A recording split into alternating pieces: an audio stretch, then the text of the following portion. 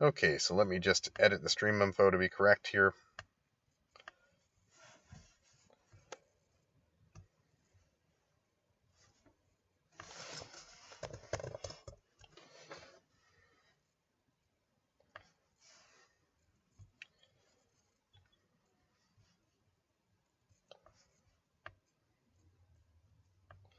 Okay, so we're back, I think.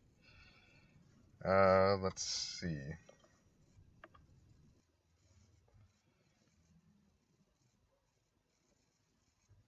Videos. So is this working? Let me check the chat. Videos. So is this working? Let me check. Okay, it's working. Good. Okay, so I'll get back to the reading there. Let me find my spot. My apologies. Dawson was saying he would come on another time, not tonight. I misunderstood his messages. That's what I get for multitasking. I've got the multitasking of an old man.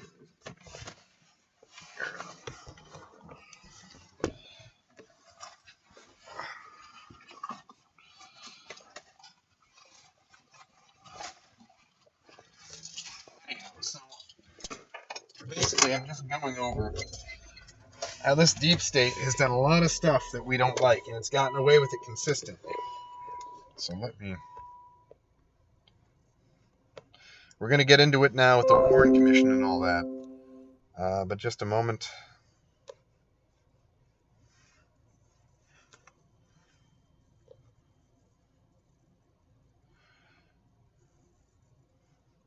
Okay, I'm almost back at my spot.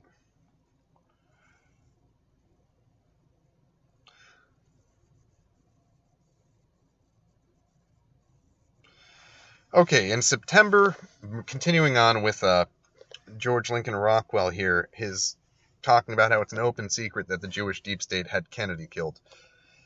In September, it is announced that President Kennedy will... Damn it.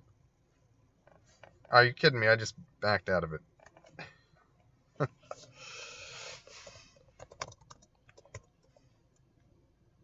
In September, it is announced that President Kennedy will visit Dallas. 3 weeks later, Mrs. Payne calls up Mr. Turley, the manager of the Texas School Book Depository, and gets Oswald a job working there. Within a matter of only an hour or two, Mrs. Payne contacted Mr. Truly to get Oswald a job at the ideal assassination spot on the presidential parade route. Oswald appeared at a rooming house at 1026 North Beckley Street using the name O.H. Lee. It was a room. This room was far smaller than the one he already had and cost him $1 per week more. Also, why the phony name? See New York Post, December 10th, 1963, page 22. Can any reasonable person doubt that there was a criminal intention present, at least in the mind of Oswald, when he got the job at the book depository, and that Mrs. Payne's involvement is, at the very least, highly suspicious? Meanwhile, Bernard Weissman, that's a Jew, and another New York Jew drive all the way down to Dallas from New York to place a full-page advertisement in the Dallas papers for publication the precise date of the president's assassination. So Jews are coming down and canvassing the newspapers with advertisements. Printed with a black border, the advertisement attacks Kennedy in the most extreme manner. Consider the following. Dallas, supposedly a hotbed of right-wing extremism, could apparently produce no extremists willing to put up the money for or write such an extreme anti-Kennedy ad. 2 Jews from New York came down to. So this is... Basically, they're planning on blaming white supremo sandwiches, white supremacists, white nationalists, right-wingers, anti-communists on the Kennedy assassination. That's the plan. 2 Jews had to come all the way down from New York to print this extremist ad in Dallas. Why? Later, it turns out that Weissman's partner in this 1,500-mile extremist excursion to Dallas from New York that partners Dallas in this 1,500-mile extremist excursion to Dallas from New York City to put a hate Kennedy ad in the Dallas paper is a top leader of the Young Americans for Freedom, an organization put together and masterminded from 79 Madison Avenue by Jew Marvin Liebman. quote-unquote ex-communist. So he's a neocon Jew pretending to be a right-wing extremo sandwich, right-wing extremist. So basically, they're trying to pin the Jewish deep state's assassination of Kennedy on right-wing extremists, like John Bircher types. Which is controlled opposition. See my previous reading of, I've covered that in another reading. During his period in Dallas, at the request of a local engineer, Mr. Payne was a quote-unquote engineer, Oswald began writing a Marxist, pro-communist, pro-Trotskyite, pro-Castro, but anti-Soviet book, because at this point, the Russians were already taking back control of their country from the Jews, so it was... Anyhow. It should be pointed out here that vast numbers of American communists, particularly Trotskyites and Reds in our State Department, feel the Soviets have betrayed the communist revolution by recreating the necessary institutions of society, authority, the family, marriage, discipline, etc., which the Marxist fanatics considered to be fascist perversions of pure communism. So in other words, there were Jews involved here, neoconservative Jews, as they would later be termed, that were mad at Russia for becoming traditional again. And they were more extreme than even the Soviet Union of the day would have anything to do with. So there was a faction in the Soviet Union still of the Trotskyite strand of Jewish, radical, violent, revolutionary type that wanted a 1920s, 1930 Comintern. They wanted assassinations. So the Jews were trying to go old school communist assassination like they had done to Russian ministers prior to the October Revolution. And so this is pretty much Oswald writing a manifesto that's like anti-Russian because they're no longer true communists that let the Jews rule over them. And the Jewish deep state in America, combined with the remnants of the Jewish, formerly completely Jewish government of the USSR, combined to kill the Kennedys for opposing Zionism. Which, of course, when they say they're anti-nationalists, they mean anti-nationalists for everyone except for Jews. Okay. The Trotskyite communists, which include most of the Jew communists, are becoming racist communists like the yellow Chinese communists, the all Negro black communists in Africa, and the mongrel Negro communists like Castro and the Cubans. So in other words, he's saying that the Jews are losing control of communism pretty much outside of the United States, and they're becoming racial nationalists like the Chinese and the Russians after they remove the Jews from power. So the Jews start these revolutions, seed them, and the Jews aren't in charge after a few decades because it's hard power they use to take control, not soft power like here in the United States. And so the Jews, as well as their useful idiot Oswald, were upset that communism wasn't staying a Jewish power structure. Moving on. These are the way out leftist communists who favor Jewish Trotsky's blood doctrines against the more moderate policies of modern Russia. And he's referring, of course, to like early 1960s. It is also interesting to note that right after the assassination, in a printed report, I called attention to the fact, in connection with the fight between the Trotskyites and Red Chinese on the one side, and Russians on the other, that white Gentile Khrushchev is finding himself more and more at odds with the dark racial communists of the world of the Jew Trotskyites who lead them.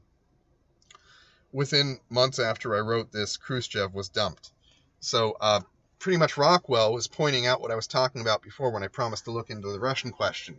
He's saying that the Jews lost control of the Soviet Union and formed neoconservatism here in the United States, which is Trotskyitism, but in a pro-capitalist sense. This is some complex stuff. I'll unpack for this later how Russia liberated itself from the Jews, even while it was still Soviet, in the 1930s, 40s, 50s, 60s. And this was the reason why the Cold War happened, because the Jews wanted to then suffocate the Russians who were becoming nationalist and moving away from communism, and had already moved away from Trotskyite communism. And Rockwell's talking about that here, but moving on. But the most significant and startling thing about Oswald's episode is the public stenographer's story of what happened when Oswald began to give her sections of the book mentioning Kiev, where the Soviets maintained their school of assassination and terror. The stenographer reports that when Oswald reached the Kiev episodes, he became highly agitated, snatched away the entire manuscript, notes, and carbons, leaving only $10 in payment. The pains took Oswald. So basically, Oswald was emotional. He was a useful idiot for the Jews, but he also was unstable. And this is why he was later killed before he could talk, but we'll move on to that later. Let me make sure I'm still broadcasting here. Do, do, do.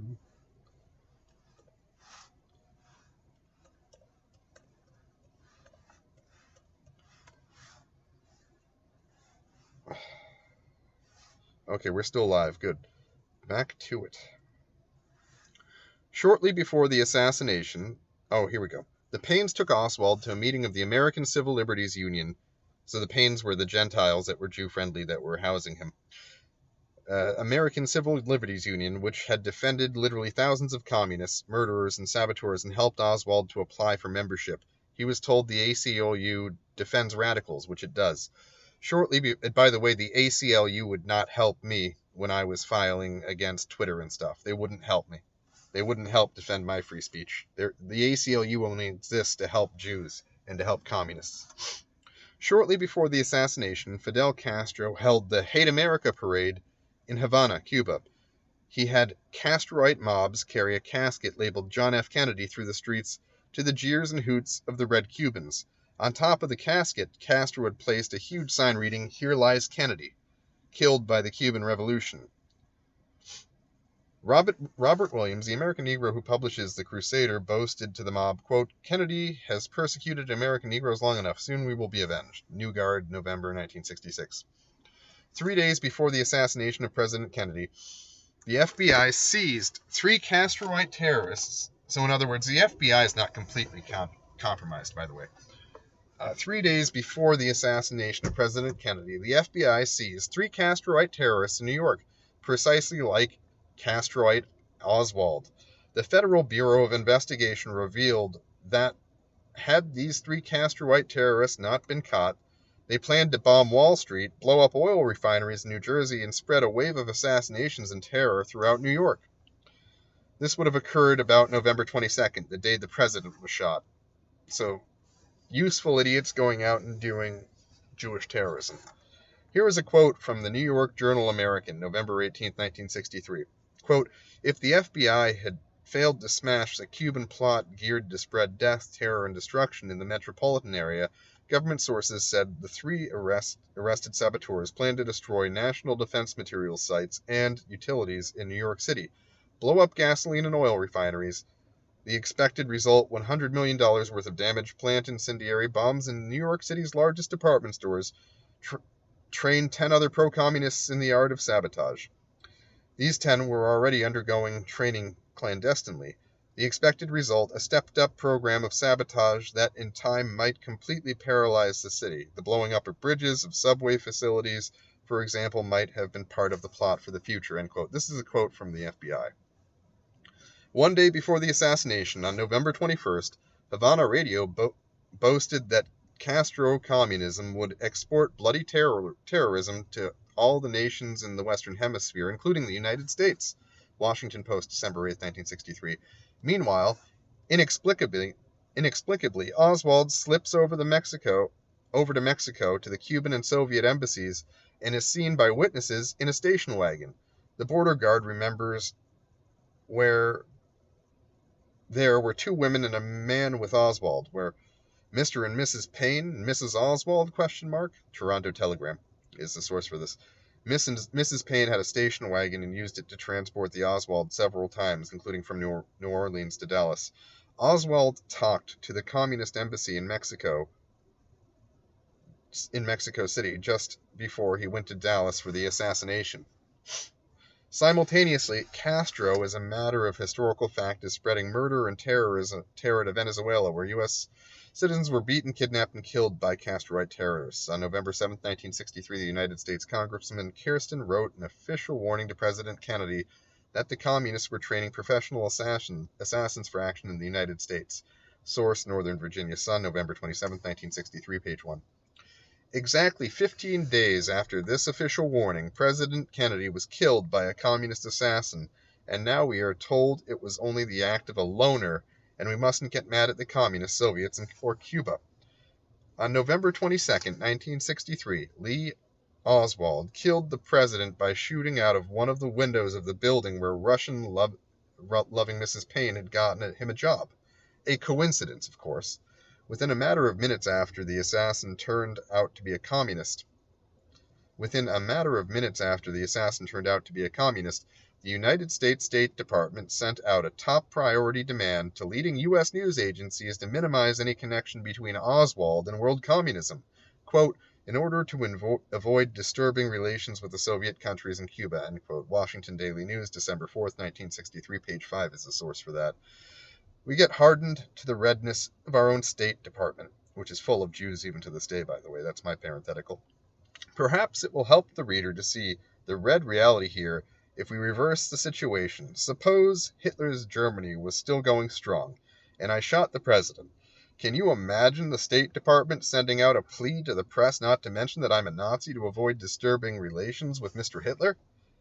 Any normal American cannot help asking himself how it was that a notorious traitor and defector to Russia could calmly sit in the window of a building on a presidential parade route with a rifle and shoot the president in spite of the FBI, the Secret Service, and the Dallas Police Department and walk away from the building. The answer is absurdly simple, tragically simple, because of the intense anti-right-wing extremist propaganda led by the president himself. All the security forces were watching anti-communists. There was nobody left to pay any attention to the real danger, the communists. Within moments of the shooting, 5 harmless anti-communists were seized by the Dallas police, by officers right on their tails in the crowd. The 5 were held 4 days because of the crazy hysteria whipped up against anti-communists, even though the police, while they were holding the these anti-communists caught the real culprit, a Red, allowed him to be shot in the basement of the police station by a Jew, and then locked up the assassin's assassin.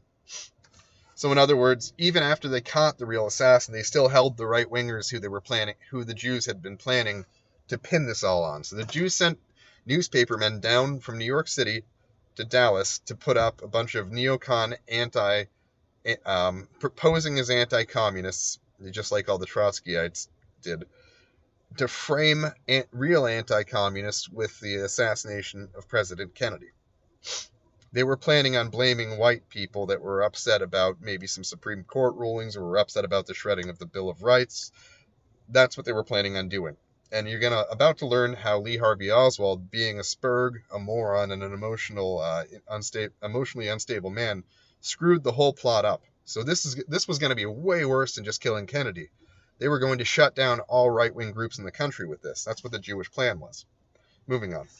The president was shot because he, along with the Jews and the rest of the left wing, had blinded America to the deadly menace of the Reds, calling it a witch hunt, hate, etc., and set all our security forces on a phony witch hunt against rightists, the DAR, etc.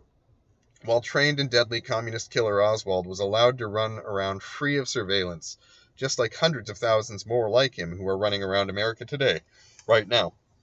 And by the way, since the 90s, these people have been running our country for the most part. The American Nazi Party was damned by Attorney General Kennedy as un-American. But if the American Nazi Party had had its way, the Attorney General's brother never would have been shot, because Lee Harvey Oswald would have been in his grave, where traitors belong, according to the Constitution, and dead communists can't shoot people or overthrow governments. And this is a message out there to anyone in the police or the military. I'm running for president, and I am a loyal American citizen. I will uphold my oath, and Commander Rockwell, commander of the U.S. Navy, was upholding his oath because he figured out that rotten Jew Zionists and rotten Jew communists were running our goddamn State Department. And they even killed their own useful idiot Kennedy because he was a bleeding heart liberal that wound up wanting to stop Israel from developing nuclear weapons because he felt bad for the Palestinians. I mean, there's no winning when you deal with powerful Jews and you think you're going to come out on top. You're just going to lose. The Jews do not share power, and JFK should have learned that any type of challenging of any type of Jewish power, whether it's communist or Zionist, will wind up getting you taken out of office like Nixon or worse, killed like him. And so Rockwell goes on, there is no middle ground with the communists, no moderate position. You either kill them or they kill you, as they did our president. After Oswald had gotten clear of the building from which he shot the president, the whole plan of the Jews and the Reds to wipe out the right wing and jam through the enabling legislation for a Soviet America was in the clear. This is exactly what the Jews did after 9/11, by the way. If Oswald had not been caught, there would not have been one voice raised to suggest that a communist might have done it, and just as with the Birmingham church bombing, where the bomber is unknown, the anti-communist right wing would have been violently lynched for shooting our beloved president.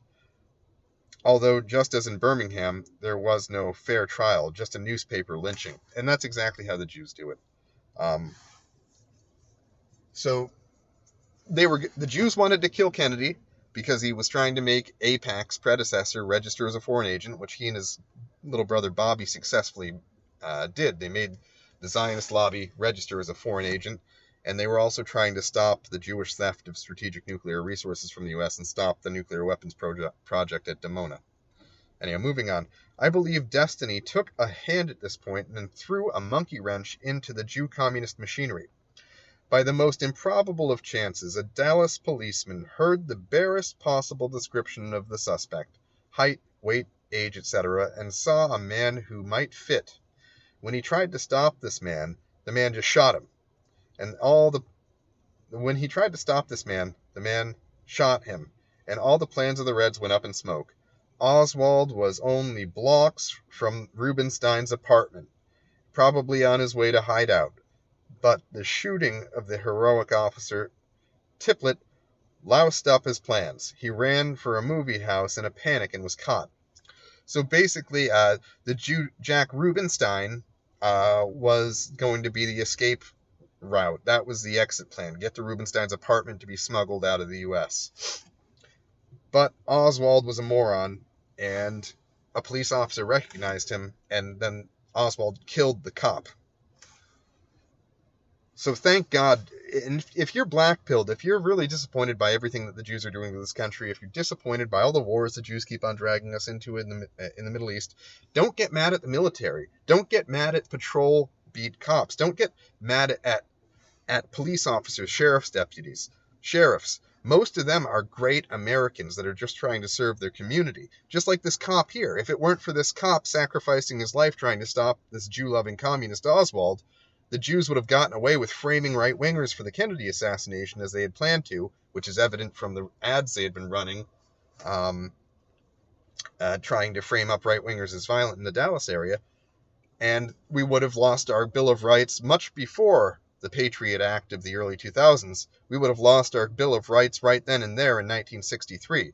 The Congress would have passed the Anti-Right-Wing Act, or whatever they wanted to call the Patriot Act back then, and all of our civil liberties, not civil liberties, all of our constitutional rights would have gone up in a puff of smoke. This one heroic policeman stopped the Jew communist plot to disarm America and destroy our Bill of Rights. And this is all public information that Rockwell's working with. And by the way, Rockwell used to drop tips to the FBI to help get Jew communists arrested, so don't get blackpilled. Don't blame all cops. Don't blame everyone in the military. Don't blame everyone in the FBI. There are bad apples in there, but they're mostly at the top, and they're usually bribed by the Jews or being blackmailed by the Jews. Most police, most military are good. I was military. This time, 4 years ago, I was still serving in the military, and, I didn't know I was serving the Jews when I went over to Afghanistan. I mean, we just need to wake these people up. Don't hate them. Wake them up. Moving on, and wake them up with using the same speech as Rockwell did. We're the ones loyal to the Constitution. Moving on.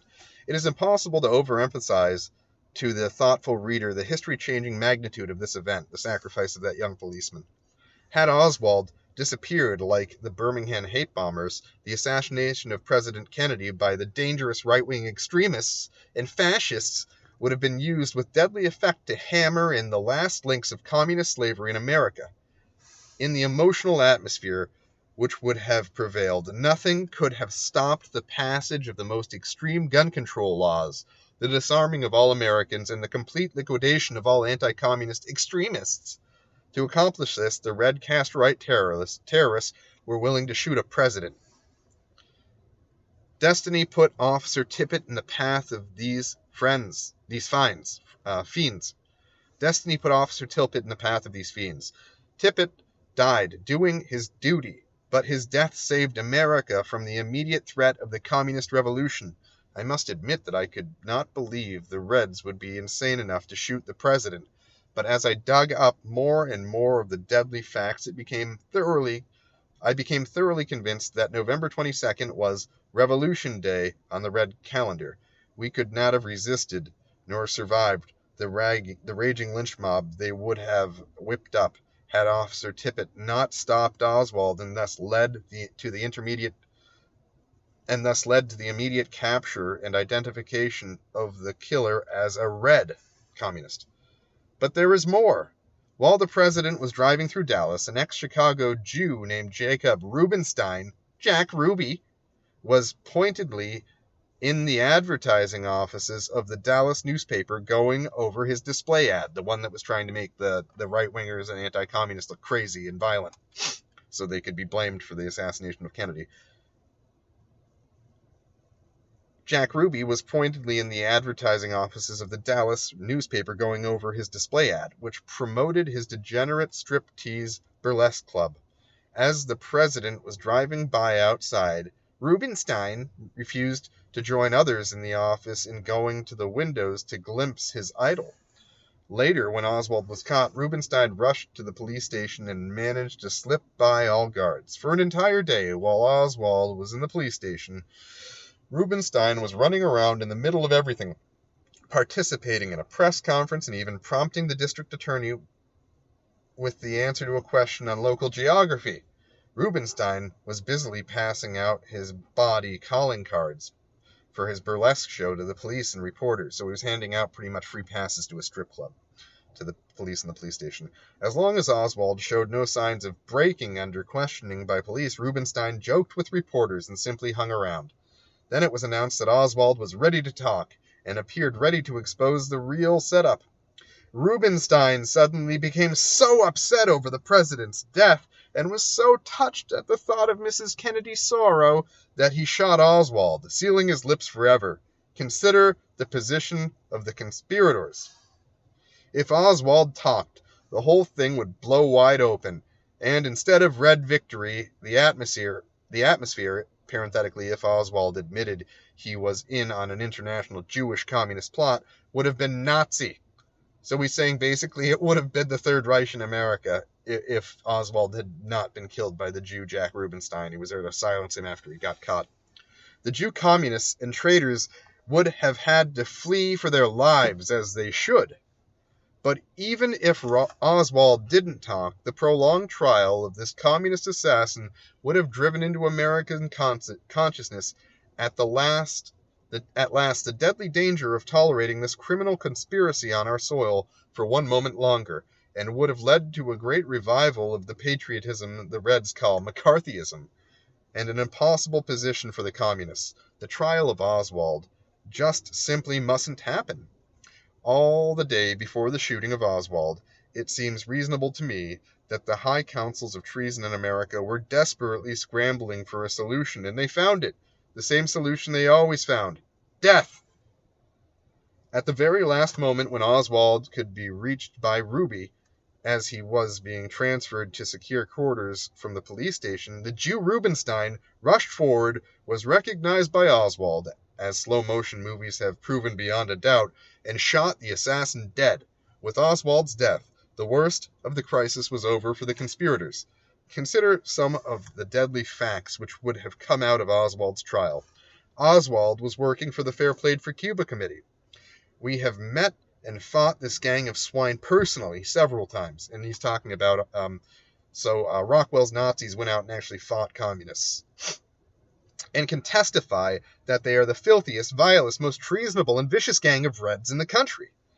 But more important, the Castorites are the nucleus of the Civil War movement. On April 6, 1960, the committee was launched by an ad in the New York Times, a full page, paid for with Red Cuban money. At the top of the list of the sponsors for this vile ad on behalf of treason is the name James Baldwin, the repulsive black sexual pervert author. So he was one of the black useful idiots that the Jews had on their Jew communism plot. The rest of the list contains NAACP luminaries, and if anyone who's in the Nation of Islam can tell you, and anyone who is a fan of Marcus Garvey or Malcolm X can tell you, the NAACP is a Jew-controlled organization where Jews are the masters, where they tell useful black idiots what to do. Let's see. The rest of the list contains NAACP luminaries and perhaps even more important, big shots in the American Civil Liberties Union. That the head of the Fair Play Committee in Los Angeles and a national co-chairman is Jew A.L. Viren, who is also the head of the LA ACLU.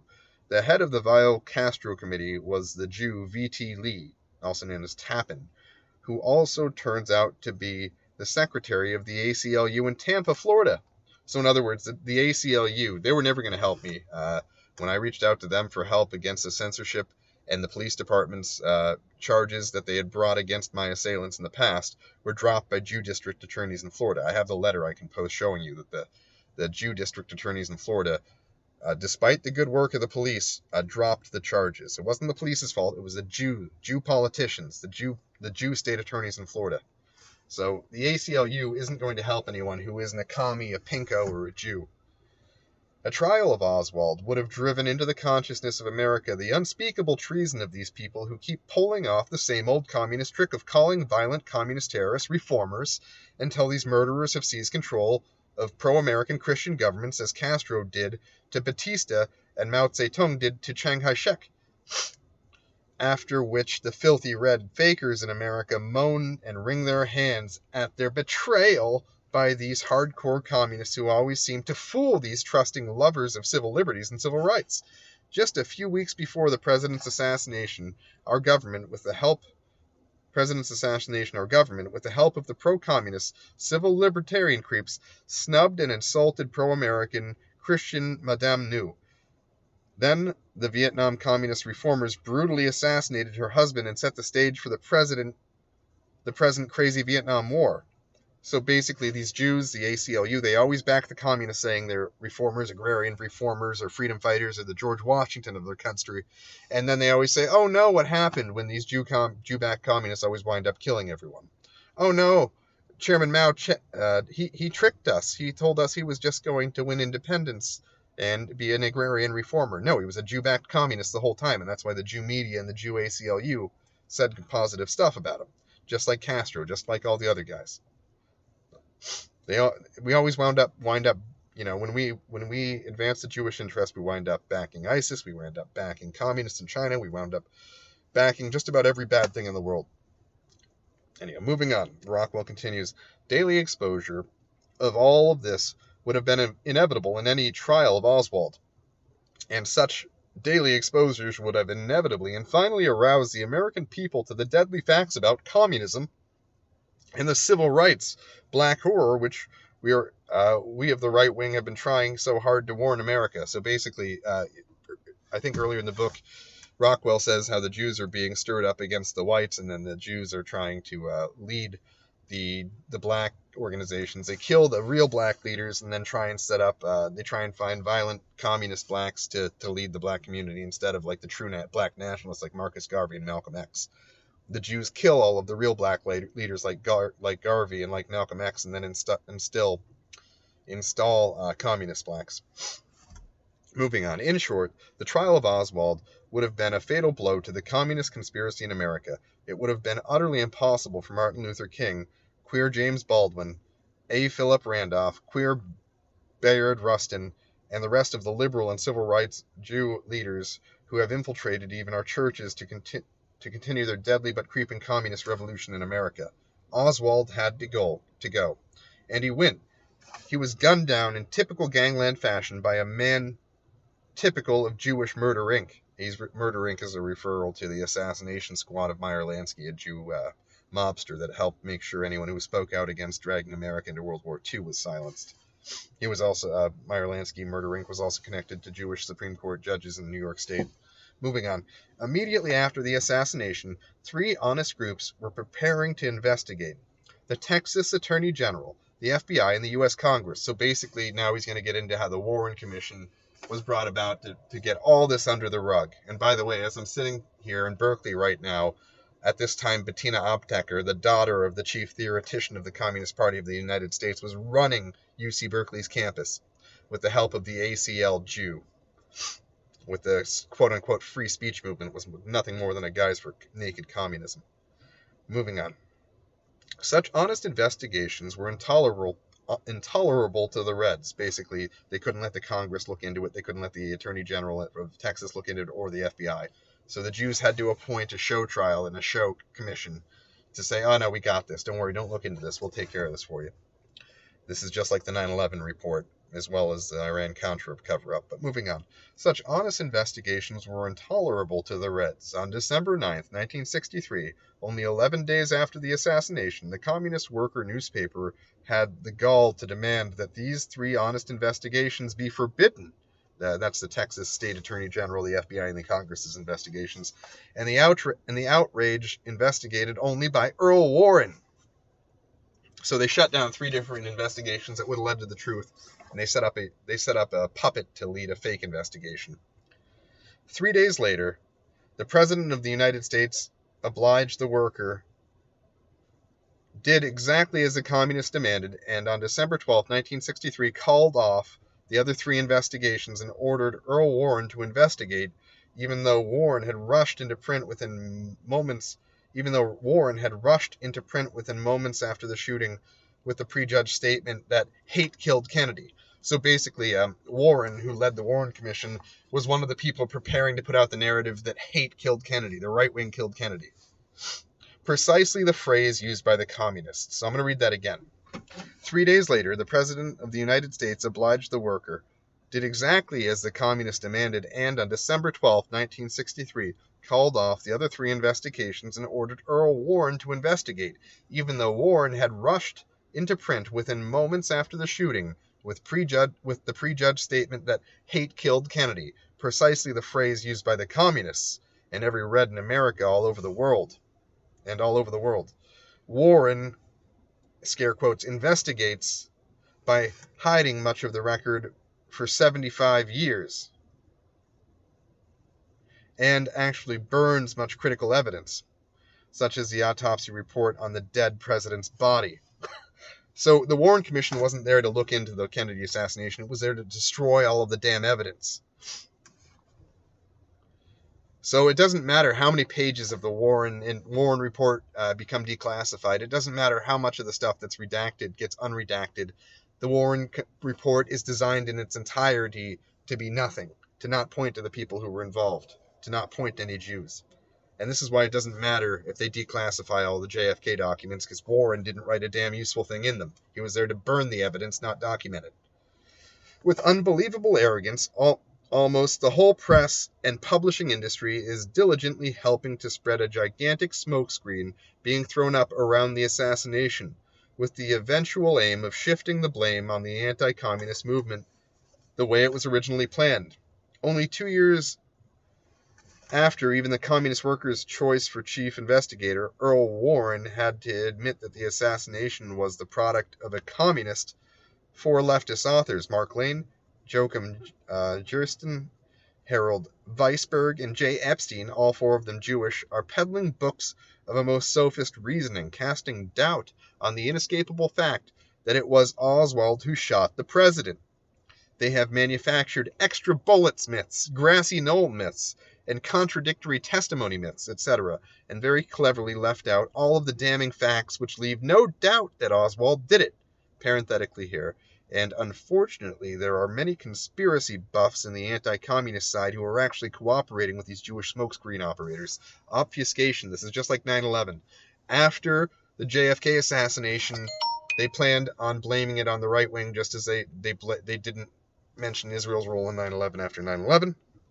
And then, boom, the conspiracy mills start running. Oh crap, a lot of the Goyim are finding out there are Jews involved. Let's say the aliens killed the president. Let's say there were holograms and missiles instead of just planes. Instead of just saying, okay, it's obvious that Oswald killed the president, let's say there were 17 shooters on a grassy knoll. Just put out a bunch of stuff. Put out a smoke screen. This is called obfuscation. And anytime the Jews get caught red-handed or people start figuring out the Jewish role in something when it's still within the time window of the public being able to do something about it, the Jews put up a smokescreen, put out a bunch of conspiracy theories, pay people to run around acting like crazies. This happened to me at AIPAC, by the way, when I was protesting AIPAC. They sent a crazy guy, I forget his name, to come and talk about aliens and stuff right next to me. And he followed me around whenever I tried to get the Jews on camera and talk to them when they were coming out of AIPAC or going in. This crazy guy talking about aliens and stuff was following me around, trying to associate any questioning of AIPAC's control of our government or the Jewish lobby's control of our government with craziness. It's called obfuscation, or as Rockwell refers to it, putting up a smokescreen. Okay, moving on. But it is not the books of these men themselves which are worthy of note in studying how our charts are forged. By themselves, the books would expire of their own weaknesses. It is a constant top coverage given these books by top book reviewers, TV interview shows, newsstand operators, etc., which had shoved them down the throat of the public. I have studied them carefully, and there are no two ways about it. They are devilish, if slick, lies. Any careful student of any one of them knows this immediately. Yet they are given enormous publicity and dignity by editors, interviewers, and publishers. So it's not just a bunch of authors. The Jewish media, the Jewish publishing industry, the Jewish movie industry, they promote these conspiracy theories to make anyone who talks about Jews being behind JFK's assassination look crazy, and to make it so that anyone who wants to talk about JFK's assassination so that they are associated with the craziness. People say, oh, you're talking about the JFK assassination conspiracy theories. Oh, another crazy. Brilliant, isn't it? Anyhow, let's make sure we're still broadcasting here. No one ever said the Jews aren't clever. Moving back to this. When the fact is impossible to get around or cover up, the liars and chart forgers help each other throw up an enormous smokescreen. As I said, this is nowadays called obfuscation. Dawson talks about this a lot. It happened at the 9/11 Truth meetups. Anyhow, these assassination books are the smokescreen.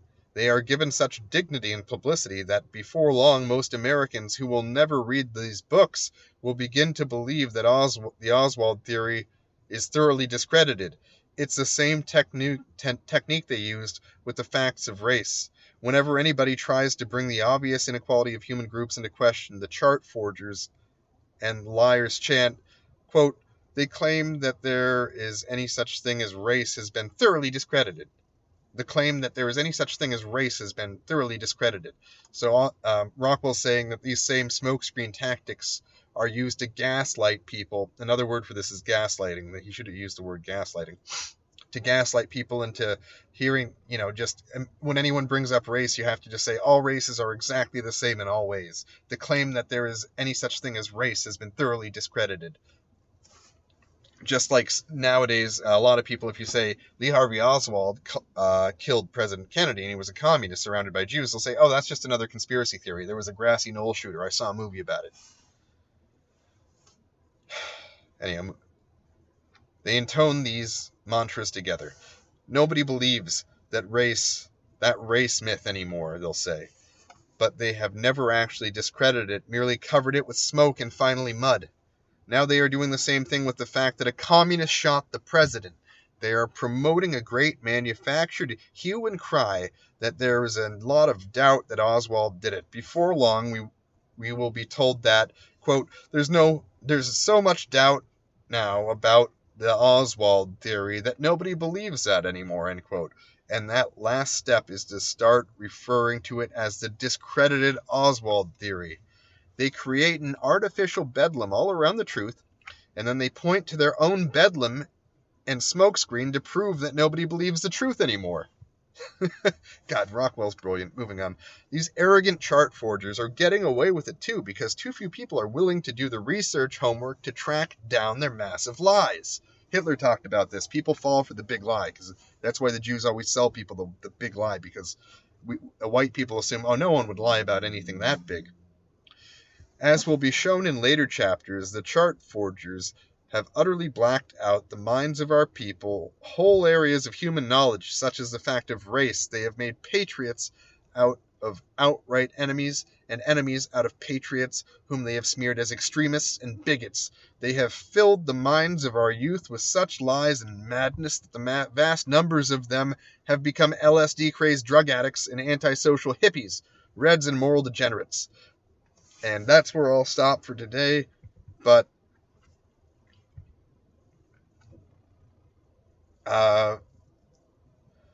that's that's an example of how this goes way back. The Jewish deep state, which is international in nature, it's not just here in the U.S. This goes way, way, way back. And the reason that the Jews throw around this term conspiracy theorist and kook and all that stuff, the point I'm making is that this deep state thing, the reason this is hard is because the Jews make this hard by design. The Jews invest billions of dollars over time into rumor mills and crazy sounding theories that get pumped out. Anytime Jews do something big and bad, they pay a bunch of conspiracy theorists to come out with things about aliens flying the pyramids and stuff and associating that with the occurrence, so that anytime someone brings up the event in question, people start talking about crazy sounding shit.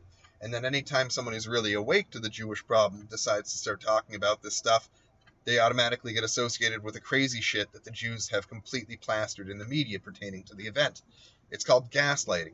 It's called laying a smokescreen. It's called obfuscation. And you need to understand this. You need to understand this. You don't have to be a racial realist like I am. You don't have to be someone who thinks Hitler was perhaps the God face or the Godhead. You don't have to be someone that worships their people. You don't have to be someone who identifies strongly with the Palestinians to realize that Jews use the big lie to make it so that the stuff they do, if talked about, comes off as crazy. I'm going to call this an end to the stream for the day because I've had a long day myself. But those are excerpts from Ravello P. Oliver, a former State Department military intelligence officer from the OSS, someone who was in the predecessor to the CIA, and also from Commander George Lincoln Rockwell of the U.S. Navy.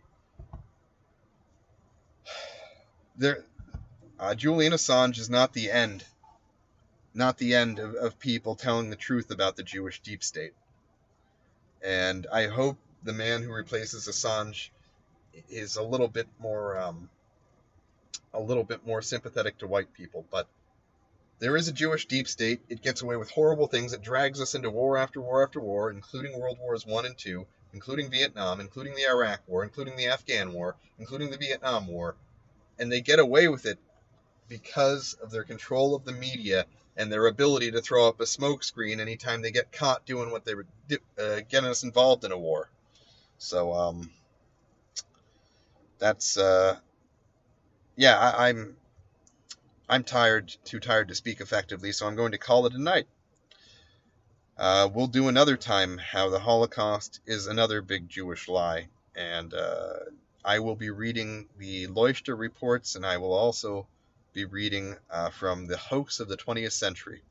And as part of my campaign, I'll be handing out reproductions of the Tales of the Holocaust comic book to children outside schools outside of the distance I need to be away from the school. I'm going to be handing out cartoons about the Holocaust to kids outside schools, but beyond the distance that is we're not allowed to solicit. Anyhow, have a good night. God bless, and never forget, don't trust the Jewish news.